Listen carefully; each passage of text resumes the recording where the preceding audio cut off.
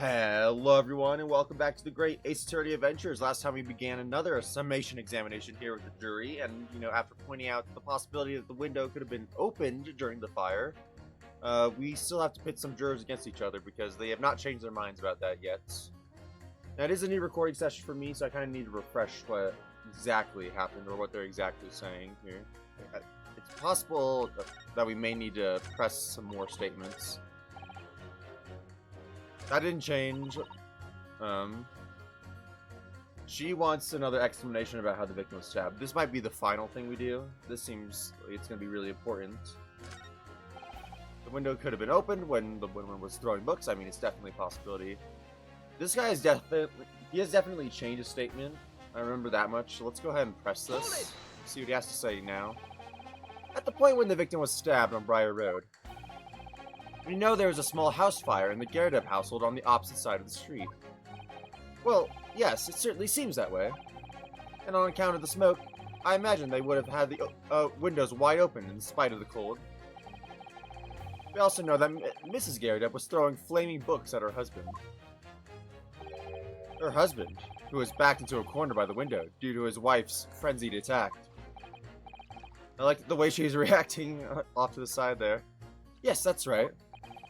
So there's definitely a chance that one of the books could have flown past the man and out the window. Only what? Only I can't really see how it could have gone all the way over to the other side of the road. That's all. Dude, they're 2 stories up. Ah! So I don't really see how it can change my decision, really. Oh, I see. That wasn't enough? What is it going to take to persuade these people? Now that you mention it, yes, the window was open at the time. I had clean forgotten, but it's true. Let's press this as well. It's new as well. The 4th book found at the scene of the crime shows very obvious signs of fire damage. And the title of the book is The Lion's Pride. The same title, in fact, as the book that Mr. Gerdev told us he had been reading. Well, I really couldn't say. On the day in question, did you or did you not throw at your husband the copy of The Lion's Pride that he had been reading? I did. It was the first thing I could lay my hands on, so I hurled it straight at him. And now you come to mention it, yes. He was rather enjoying reading it, you're right. Why did you not reveal this information to the court from the outset? Because I couldn't, you insolent little man. I didn't remember. At times like that, you pick up and throw whatever you can lay your hands on, as well as you know. I really don't. I barely noticed I was throwing a book, much less the title of it. Okay. Something's going on here. Let's pursue this. Excuse me. What is it, juror number 5? You know something? I remember what it was. That memory I blocked out. Ah. It was listening to what this granny was saying. Brought it all flooding back. Granny? Yeah, she's gonna take a swipe at you. Who are you calling your granny, you cheeky devil? I'm Mrs. Gerdev, or the maid, I'll have you know. What? What? I'm Mrs. Gerdev, or the maid? Well, okay then. The man doesn't even flinch. Please tell me that's not because he's so used to being hit all the time. That's what I'm thinking. It was about 2 weeks ago now. I just got back from home after work, like. I put my hand in my pocket for the wages I'd just earned that day, and I nearly died. There was a hole. Every last penny had dropped out. Oh dear, what a disaster. You haven't heard the half of it, boy. Oh? The wife was cutting up some chicken at the time. I could hardly get the words out, if I told her straight. I've lost a day of wages, love. Next thing I knew, the blade was whistling past my ear, stuck into the wall next to me, it did. About an inch deep. Wow, that's attempted murder, I would say. No words, just terror. I could smell it then, you know. That god-awful stench of the Thames. I was sure I was going to end up face down in the muddy banks that night, I could tell you. Now, that's a real disaster, isn't it? I'll never use the word lightly again. Anyway, the point I'm trying to make is this. When women lose their rag, they'll throw anything at you. Knives, hatchets, hammers, you name it. Mr. Naruhodo, you mustn't think that all women are such short-tempered and unrefined. No, I wasn't thinking that. Throwing household objects at people as well. It's so uncivilized. At least attack with honor, using a bow or the like. What? Attack? Who are you gonna attack? Never mind. Anyway, this man's words could be rather significant, I think. Alright, we'll come back to the bow and arrow thing later, if I dare.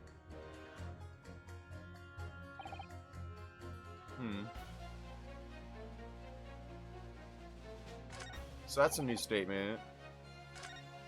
I'm gonna press that, see if we get anything new out of it. Your wife really threw a kitchen knife at you? That's right. She was chopping meat with it. Had a tidy edge on it, believe me. Still, it's all memories, isn't it? It started with that smile she threw at me when we were courting. And since then, the list of things she's thrown at me has grown, along with our relationship. Dude, you need a divorce, sir. Oh my gosh. There was a cup, then a glass, then a pot, a kettle, a chair, a wardrobe, a cooker, a bathtub. What? Your wife must be even beefier than you. How is she throwing bathtubs at you? And things came to a head last week when she threw me right into the Thames. Still, she's not so bad when she's calmed down. She's a little sweetheart, really. She really does not sound like it. I'm so happy for you. You want to know what I think? I think this whole idea of ladies first that we're so obsessed with in this country was thought up by some clever lads who've been tossed into the Thames a few too many times by their wives. You heard him right, guys. Chivalry is dead. That's a very interesting theory. But what a terrible thought.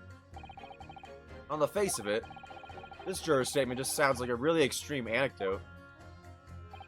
But I think it might turn out to be an extremely powerful weapon. A weapon I might be able to use to make the jurors accept an alternative explanation here.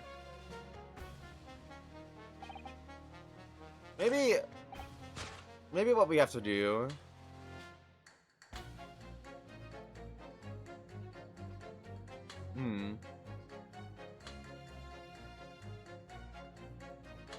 I don't know, guys. Like, maybe it's this one here. A woman rage will hurl almost anything at you. The kitchen knife really brought that home. Before I do that, let me press this last guy again.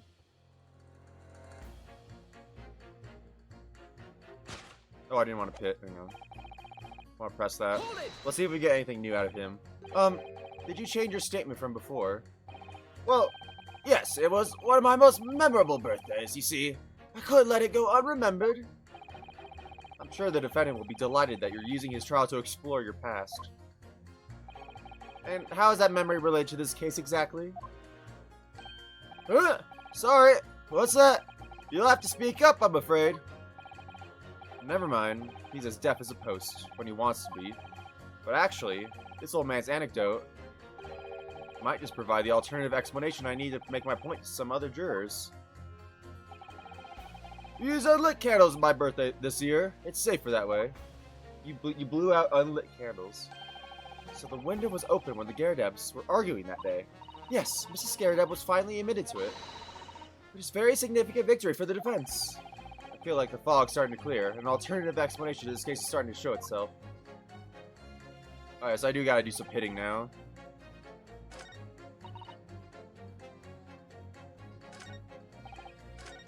Oh, wait a second. Is this what we have to do?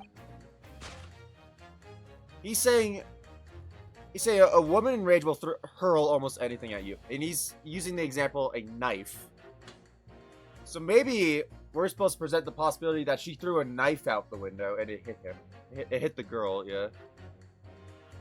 This is crazy, but it just might work. Objection! Those two statements clearly have a deeply significant connection. Good grief! You mean they don't contradict each other? Explain, counsel, at once! Juror number 2, do you think perhaps that this could be one such novel alternative? Oh my, whatever do you mean? An alternative explanation as to how the victim was stabbed in the back. What are you talking about? We've demonstrated that the fourth book, The Lion's Pride, that was found at the scene of the crime, originated in Mr. Garredeb's room on the top floor of his house. Therefore, it's equally possible that some other object besides the book could have found its way from the Garredeb household to the street below. What's that now? After all, Mrs. Garredeb could have thrown any number of different objects at her husband. Isn't that right, juror number 4? Oh, what are you insinuating now, you little beanpole? I'm beginning to think that, ever since the true origins of this book came to light. Perhaps she's had a feeling this might be what happened. Now you listen up here, you Eastern Gala. As the foreman of this jury, I demand a straight answer. You give us this yarn about some other object making its way out of the house. But what? What was it? I'm really taking a big gamble here. That was a bold accusation to make, but I haven't any real evidence to back it up. But I'm certain that at the very least this warrants further investigation. Alright, Mr. Foreman. I'll try to explain the defense's theory. The other object that found its way from the Garredeb household to the scene of the crime was...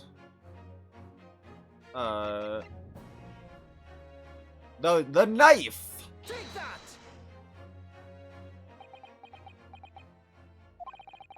Juror number 4, Mrs. Garredeb. Oh, what? What now? I must apologize in advance for this. But I need you to confirm something else for the court. This knife. Have you ever seen this knife before? Ah! Good Lord, Counsel! What on earth are you doing? That's the weapon that was lodged into the victim's back, man! I really wish you hadn't said that, Judge, because I feel like I could have gotten her to admit that she saw it if you didn't just say that. My lord, remember that when the victim was attacked, Mr. and Mrs. Garredeb were in the throes of an argument. Mrs. Garredeb was hurling anything she could at her husband, who had been backed up against the window. A window that had been opened to clear the smoke, and through which a book sailed to land at the crime scene. You can't seriously believe that the book was found in the victim's grasp. Are you saying that it flew out of the window and across the street to land neatly in her hand? Didn't we already establish this, you guys? Come on. Huh? Even my missus hasn't got an aim like that. Yes, I admit, there are many details we don't yet understand. But that's the point. That's precisely why. Big point! We must not allow this trial to end. Not right now. Oh my! Ugh! Mrs. Garredeb, your answer, please. Have you seen this knife before or not? Oh, ah!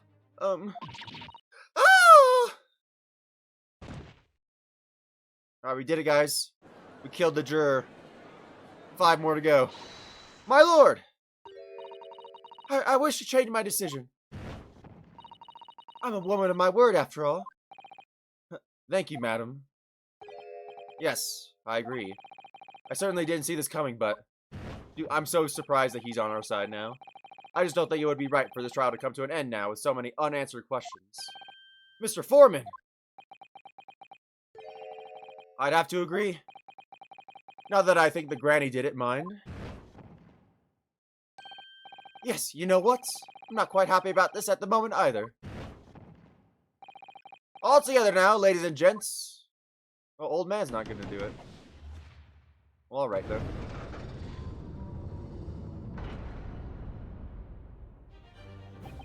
We did it! Oh, congratulations, Mr. Naruhodo. So, as a result of the defense's summation examination, a number of jurors' leadings have changed. 2 jurors called guilty against 4 now calling innocent. Accordingly, the opinion of this court is divided.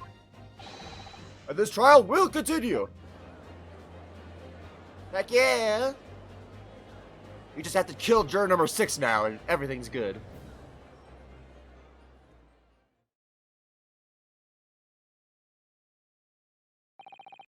Now then, Lord Van Zeeks, how does the prosecution wish to proceed?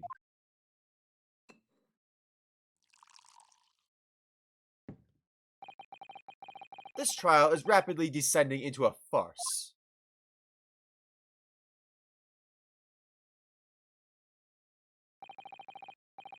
Like a corked wine, the first few sips are bitter enough. Dude, you gotta stop exploding your chalices. But what follows is so repugnant, it's good for nothing save the gutter. If I may, Lord Vadzix, the defense has just put forward a very credible alternative explanation for what happened. Credible? Is that your considered opinion, Mr. Foreman? The defense's argument is a joke to which I barely know how to respond, but let me start by insisting that you must all familiarize yourselves better with the relative positions of those places being discussed. What do you mean by that? What's this angle this time? It should already be more than apparent that between the crime scene and the Gerdev household runs a rather wide street, Briar Road. But we got some heights, dude! Which means that the distance for the Gerdev's house to the scene is some, yes, 15 yards. Let me see, 15 yards? That's around 14 meters. 14 meters? Oh, that's a little farther than I'd imagined. And as you ladies and gentlemen of the jury rightly noted as having portentous significance, the fourth book was found in the victim's clutches. In other words, the smoldering book wantonly hurled by the lady of the house traveled some 15 yards to land on the opposite side of the road, neatly between the collapsed victim's fingers and thumb. Is that your final conclusion, my learned and deluded friend?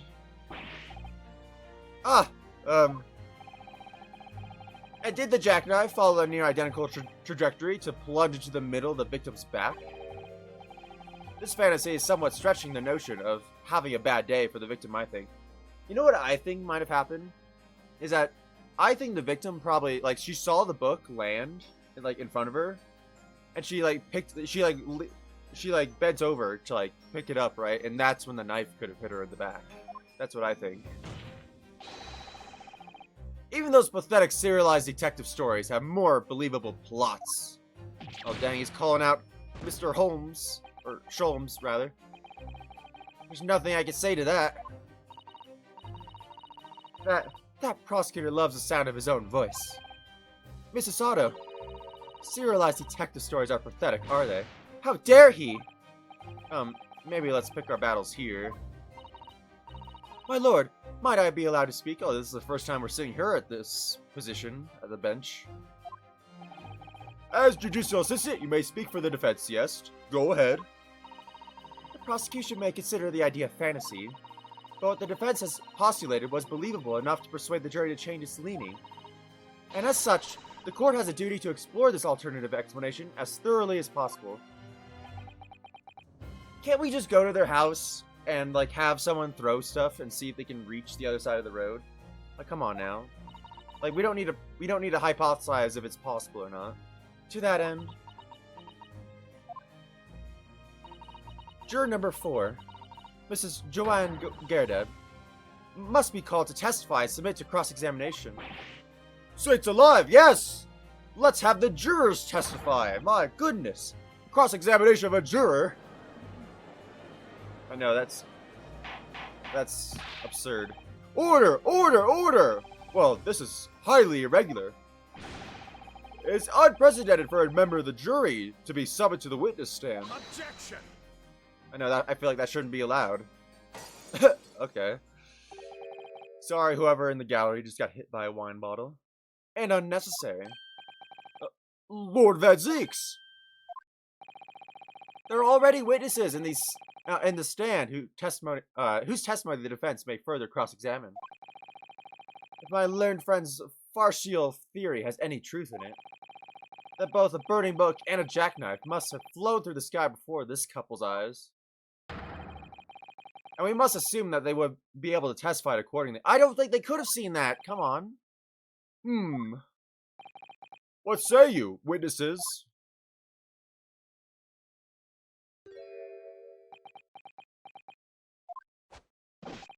Yes, sir. Constable Rolly Beat reporting for duty, sir. Well, good morning, officer. Sorry for dozing until now, sir. I haven't slept for a month on account of a villain who's appeared on my beat, sir. Oh, they're so heroic, these London bobbies. Patricia, my darling, I've been neglecting you, but no more. Oh, Rolly, my hero, you make me swoon. Very well, I hereby reject the defense's request. No, come on. Oh. And order the witnesses in the stand to testify again. State forthwith before the court any details pertaining to the defense's alternative explanation of events. Yes, sir! Alright, so he's over the sleepiness now? Oh, it doesn't look like it. This case has nothing to do with Mr. and Mrs. Gyardeb. Believe me, a London Bobby is good to his word. You see, sir, the windows on the top floor of the Gyardeb house are top hinged casements. Oh, no. Obviously, if anything had been thrown out of the window, we would have seen it. I did leave the scene to go fetch help, but my trusty Rolly was there to make sure nothing was disturbed. I didn't take my eye off the crime scene for one moment, sir. Nothing strange to report on that front, sir. But the knife... Hang on now. We're not saying anything was thrown after the victim fell over. It would have been before. Like you wouldn't have seen that now. Come on. Well, this is quite startling. Top hinged casement windows. That detail was not in the police report. Constable? Yes, I'm sorry about that. I must have been a little drowsy. Ahem. You cannot excuse your sins with drowsiness every time, Constable. No, sir. Sorry, but... What exactly is a top-hinged casement window? It means it opens from the top, dude. And you cannot excuse your ignorance with such trite remarks, my learned friend. Of course. Sorry.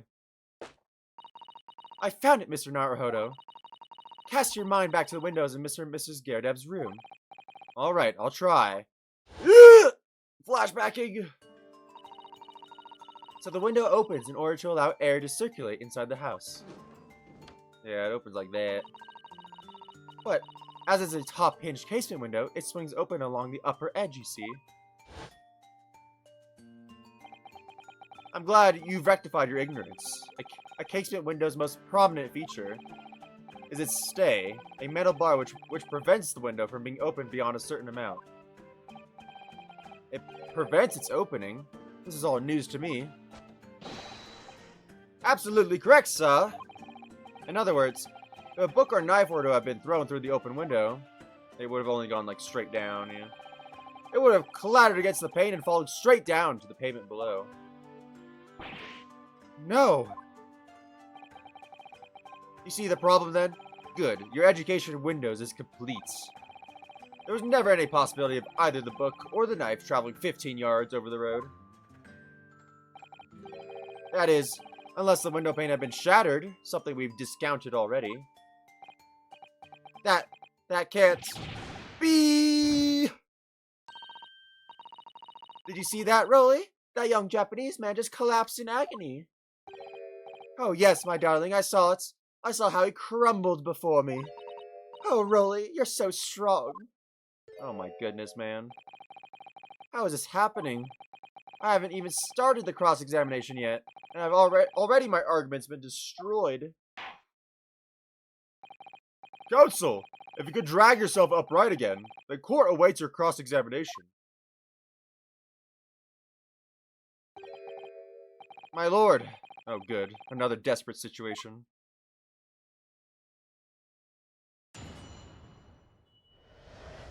Alright. Alright. I don't think it's necessary to press that. We'll come back to that if we need to.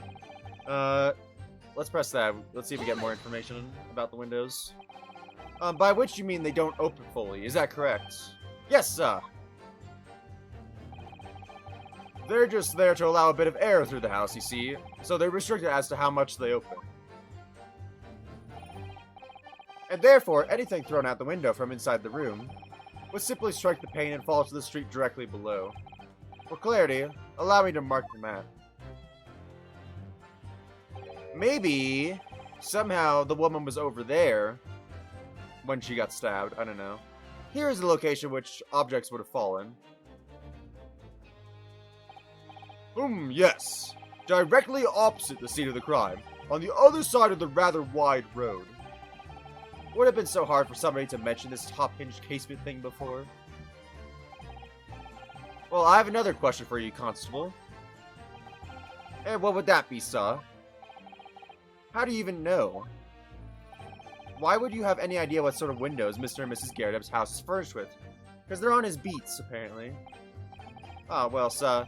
That's very... No, wait, he said they weren't on his beat. That's right. I remember that now. You see, I helped with the investigation yesterday. Oh. Interesting. Excuse me. What does this have to do with anything? Do you have something to add, Mrs. Beats? Huh? Sorry?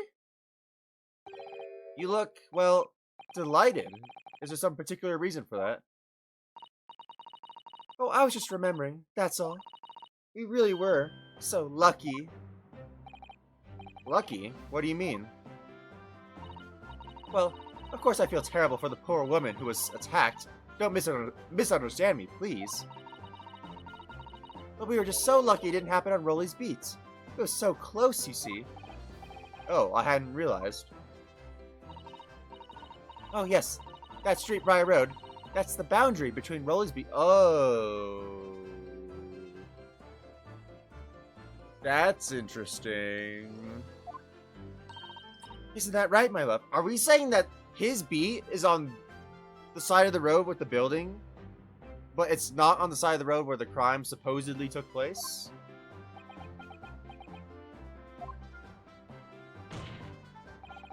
Constable Beats. Huh? Oh, yes, that's right. That's the reason I was helping out with interviewing the occupants of the Garrett household yesterday. Their house is on my beat, you see, sir. That really was cutting it close then. Constable, I wonder if you could clarify something. If the Garrett household is on your beat, does that mean that the pavement next to it is as well? Outside Mr. Garrett's house? Yes, ma'am.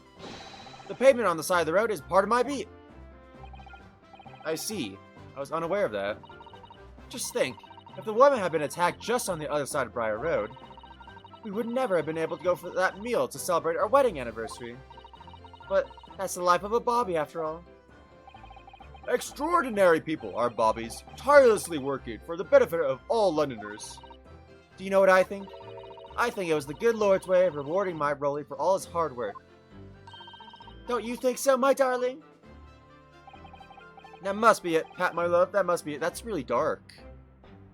Like, honestly, they're saying, oh, it's such a good thing that person wasn't attacked on my property. I think perhaps we should make sure we have that information officially on record. Leave it to me, Mr. Naruhodo. I'll take care of it immediately. The case file's information has been updated in the court record. The pavement where the victim was found, it lied just outside Constable Beats. The border of which runs down the middle of Briar Road. And now it's my turn, I think. Obviously, if anything had been thrown out the window, we would have seen it. Let's press that. But according to my notes here, the sun had gone down already, and it was dark. Oh, but Rolly and I were strolling along, gazing at the night sky, and looking for our lucky star. Sorry? The star that will guide us to eternal happiness. Can't it guide you to answer the question? Oh, that was a really good one, my man. If a flaming book had cut across the sky in front of us, it would have lit up like a shooting star. And if I'd seen a shooting star, I would have made a wish upon it. Let Rolly be an inspector, I would have said, 3 times at least. Of course, what with the smog and everything, we couldn't exactly see any stars. In short, are you trying to say that neither a book nor a knife crossed the sky before you? Yes, sir, that is correct, sir. As sure as the night sky in London is starless, sir. I feel like what you just said directly contradicts with what you're saying right now. Certainly seems that they're telling the truth. And then we saw the poor woman fall to the ground, so we ran straight over to help her. did leave the scene to go fetch help, but my trusty Rolly was there to make sure nothing was disturbed. Hold it! Is it possible that they are lying about where the crime happened? Yes, he said that you went to a nearby police box to fetch another officer, is that right? That's right, yes. If I had been on Rolly's beat, I would have known exactly where I was going, of course. Don't feel bad, my love. You can't be expected to know the location of every police box on every beat. So Rolly told me the way, only I sort of got a little lost on the way. Okay, this is important. Patricia, my darling, that's why I love you. Your terrible sense of direction is bewitching to me. What? Oh, Pat. Oh, Rolly. Oh, please. So I suppose I was gone for about 15 minutes. But like I said, my Rolly was at the scene the whole time, making sure nothing was disturbed. I was off duty at the time, of course, but a true Bobby's never really off duty, sir. I didn't take my eye off the crime scene for one moment, son. Nothing strange to report on that front. This might be important here. Nothing to report. That's correct, sir. I had my eyes wide open the entire time. Never looked away for a second. No one else approached the scene, and nothing was removed from it. I can swear to that on the yard's honest, sir. No, I didn't want to look over. Really? That seems a little strange. Beg your pardon, sir. It's strange, sir. Seems altogether regular to me. This burnt copy of the Lion's Bride was originally in the Gyarados household. So the question remains, how did it find its way into the hand of the victim? Can you shed any light on that, seeing as you were at the scene of the crime the entire time? Aha! Could it be a different copy saw? One just happened to be burnt as well? I don't think so. Even if that were possible, why would the victim have been gripping a book like that in her hand? As you can see from this photographic print, she had a bag over her shoulder. Well, sir, that book was in the lady's hand from the moment we arrived at the scene.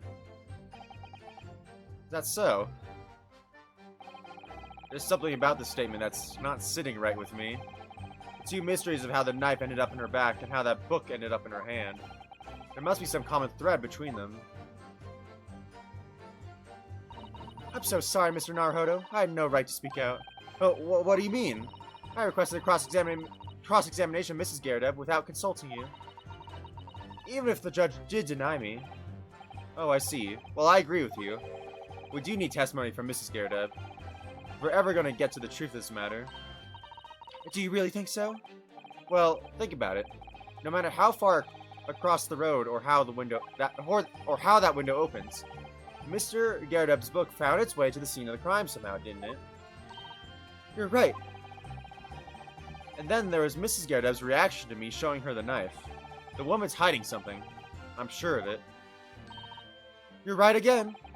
We need to use this cross-examination to uncover more clues. We'll get to the bottom of this one way or another. I swear. Yes. Alright. Guys, I am looking at the time here. I think this is a good time as any to end the episode. I think we're going to have to somehow prove, at least what I'm thinking right now, we need to prove that they moved the body. That's what I'm thinking at least. So maybe we'll be doing that next time. So I hope you guys enjoyed today's episode, and I'll talk to y'all later. Have a good day, guys. Bye!